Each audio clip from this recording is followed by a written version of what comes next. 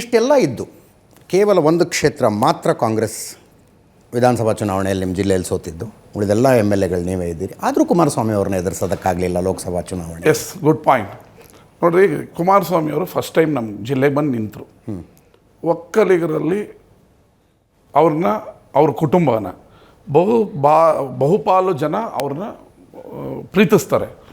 ಈಗ MLA election 5% vote ಒಕ್ಕಲಿಗರಿಗೆ ನಮ್ಗೆ ಹಾಕಿದ್ದಕ್ಕೆ ನಾವೆಲ್ಲ MLA ಆಗಿದ್ದು.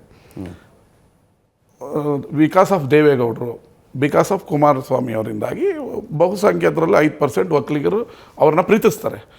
ಅವರೇ ಬಂದು ನಿಂತಾಗ ಅವ್ರ ಪರ ಪ್ರೀತಿ ತೋರೋದು ಸರ್ವೇ ಸಾಮಾನ್ಯ. ಈಗ ನಾಳೆ ಬೆಳಗ್ಗೆ ಓಟಿಗೆ ಬರ್ತಾನಲ್ಲ, ಆ ಒಕ್ಕಲಿಗ ಫಸ್ಟ್ ಪ್ರೀತಿ ಮಾಡ್ತಾ ಇರೋದು ಇವತ್ತಿನ ಪರಿಸ್ಥಿತಿಯಲ್ಲಿ ದೇವೇಗೌಡರ ಕುಟುಂಬ. ಇವತ್ತಿನ ಓಟಿಗೆ ಬಂದ ಲಿಂಗಾಯತ ಫಸ್ಟ್ ಪ್ರೀತಿ ಮಾಡ್ತಾ ಇರೋದು ಯಡಿಯೂರಪ್ಪನ. ಕುರುಬರಲ್ಲಿ ಓಟಿಗೆ ಬಂದ 18 ವರ್ಷದ ಓಟಿಗೆ ಬಂದ ಫಸ್ಟ್ ಪ್ರೀತಿ ಮಾಡ್ತಾ ಇರೋದು ಸಿದ್ದರಾಮಯ್ಯ ಅವ್ರನ್ನ. ದಲಿತರಲ್ಲಿ ಅಂಬೇಡ್ಕರ್ನ ಪ್ರೀತಿ ಮಾಡ್ತಾರೆ, ಅವ್ರ ವ್ಯಕ್ತಿನ ಪ್ರೀತಿ ನಿಂತ್ಕೊಳ್ಳೋದಿಲ್ಲ. ಓಕೆ, ಅಲ್ಲ ಪ್ರೀತಿ. ದಲಿತರ ಹುಡುಗನ ಕೇಳಿ ನೀವು ಓಟಿಗೆ ಬಂದ ಅಂಬೇಡ್ಕರ್ ಅಂತಾರೆ, ಅವ್ರು ಯಾವುದು ವ್ಯಕ್ತಿಗಳ ಹೆಸರುಗಳಲ್ಲ. ಈ ರೀತಿಯ ರಾಜಕೀಯ ಮತ್ತು ವಾಟರ್ ತಿಕ್ಕರ್, ಬ್ಲಡ್ ತಿಕ್ಕರ್ ದೆನ್ ವಾಟರ್ ಅಂತ ಈ ಎಲ್ಲ ಕಾರಣಗಳಿಂದ ಕುಮಾರಸ್ವಾಮಿ ಪ್ರೀತಿ ಮಾಡಿದ್ರು.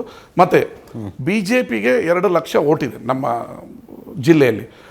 ಮತ್ತು ಕೇಂದ್ರ ಸರ್ಕಾರದ ಎಲೆಕ್ಷನ್ ಆಗಿದ್ದರಿಂದ, ಲೋಕಸಭೆ ಆಗಿದ್ದರಿಂದ ಅವ್ರು ಗೆದ್ದಿದ್ದು 2,80,000 ಓಟಲ್ಲಿ. ಆ 2 ಲಕ್ಷನೂ ಅವ್ರಿಗೆ ಸೇರ್ಕೊಂಡಿದ್ದರಿಂದ ಕುಮಾರಸ್ವಾಮಿ ಪರ ಸ್ವಲ್ಪ ಪ್ರೀತಿ ಇದ್ದಿದ್ದರಿಂದ ಅವರು 2,80,000 ಓಟಲ್ಲಿ ಗೆದ್ದರು. ಅದರಲ್ಲೇ ನಾನು ಮುಚ್ಚು ಮರೆಯಲ್ಲ, ಇದೇ ಸಿನಾರಿಯೋದಲ್ಲಿ ಮಂಡ್ಯದಲ್ಲಿ ಗೆದ್ದಿದ್ದು.